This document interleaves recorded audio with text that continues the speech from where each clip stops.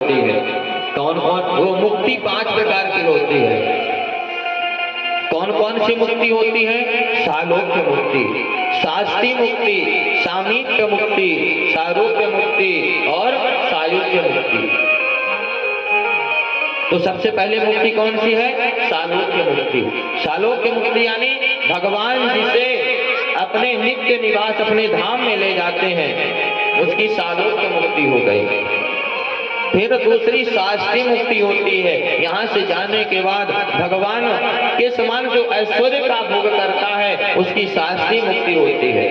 सामीप्य मुक्ति जो भगवान के नित्य समीप रहता है उनकी सामीप्य मुक्ति हो गई। सारूप्य मुक्ति भगवान जिसे अपना रूप प्रदान कर देते हैं उसकी सारूप्य मुक्ति होती है। और सायुज्य मुक्ति जो भगवान के ही स्वरूप में जाकर के समा जाए उसकी सायुज्य मुक्ति होती है। इस तरह किसकी हुई थी? शिशुपाल की। और सारूप्य मुक्ति किसकी हुई थी? पौंड्रक की। तो इस प्रकार से मुक्ति का वर्णन करते हैं। फिर देवहूति मैया प्रश्न करती हैं कि हे प्रभु, जो व्यक्ति भगवान की भक्ति नहीं करता उनके साथ क्या होता है? तब कपिल भगवान कहते हैं कि मैया, जो व्यक्ति भगवान की भक्ति नहीं करते वह अधोगति में जाते हैं। जो पाप करते हैं उन्हें नरक में ले जाया जाता है। और नरक में धर्मराज के द्वारा, यमदूतों के द्वारा अनेक प्रकार की यातनाएं दी जाती हैं। अत्रैव नरका स्वर्ग इति माता प्रचक्षते। कहते हैं कपिल भगवान की माता, कुछ लोगों का कहना है कि स्वर्ग और नरक दोनों इसी लोक में है, कहीं बाहर नहीं है। कहते हैं कि यही स्वर्ग है और यही नरक है। स्वर्ग क्या है, नरक क्या है? पुनरपि जननम पुनरपि मरणम पुनरपि जननी जठरे शयनम, यही नरक है। बार बार माँ के उदर में जाना, बार बार जन्म लेना और बार बार मृत्यु होना, यही नरक है। यदि इस नरक से बचाना है तो भगवान की भक्ति करेंगे तभी बच सकते हैं, बाकी नहीं बच सकते। ये जो हम दुखी रहते हैं संसार में, ये क्या है? हमारे कर्मों का फल है। जो हमने पहले कभी न कभी किसी न किसी जीव को कष्ट दिया होगा, इसीलिए आज हमें भी दुख होता है।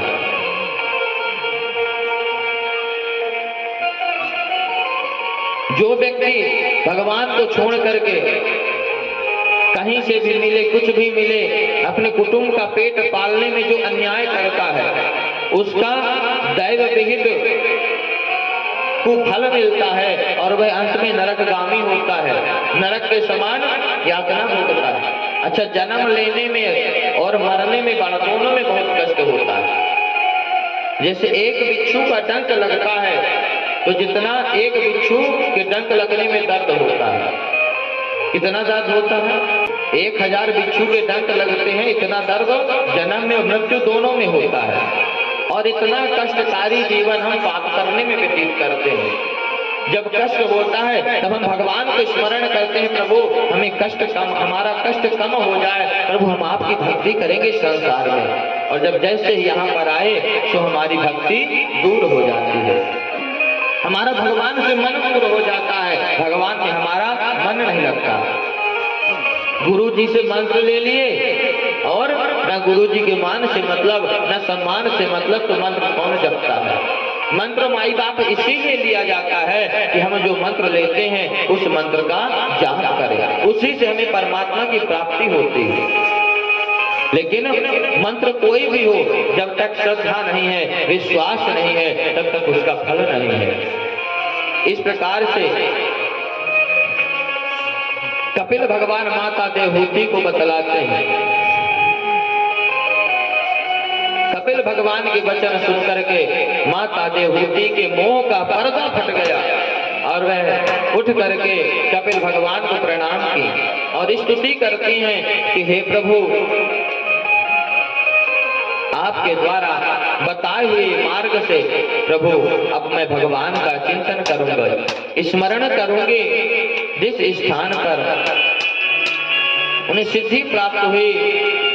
उस स्थान का नाम सिद्धिपद नाम से विख्यात होता है। कपिल भगवान वहां से उठे, माता देवहूति प्रणाम की और कपिल भगवान पूर्व दिशा की ओर चल दिए।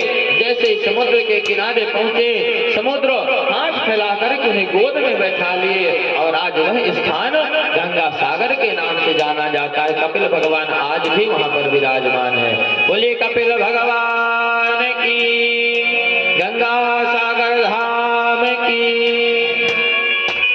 इस प्रकार कपिल भगवान अपनी माता को उपदेश दिए और गंगा सागर धाम को प्रस्थान किए। अब इधर माता देवहूति को जिस प्रकार से कपिल भगवान बतलाए थे, उसी प्रकार से देवहूति मैया अष्टांग योग के माध्यम से अपने शरीर को, अपने मन को, अपनी आत्मा को परमात्मा में जोड़ दिए।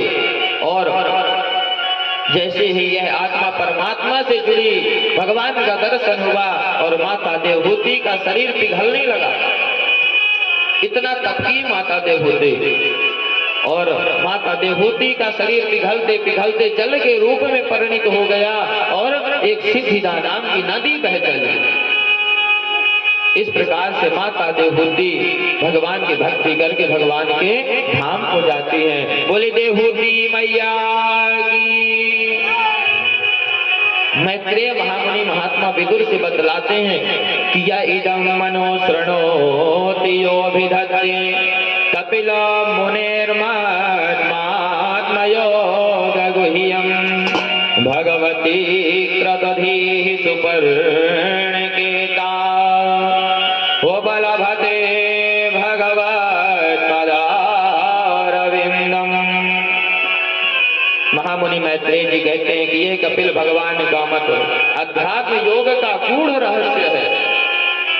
जो पुरुष इसका श्रवण करता है, इसका वर्णन करता है, इसका स्मरण करता है, वह भगवान श्रीमन नारायण की भक्ति से युक्त होकर के श्री भगवान हरि के श्री चरणों को प्राप्त होता है।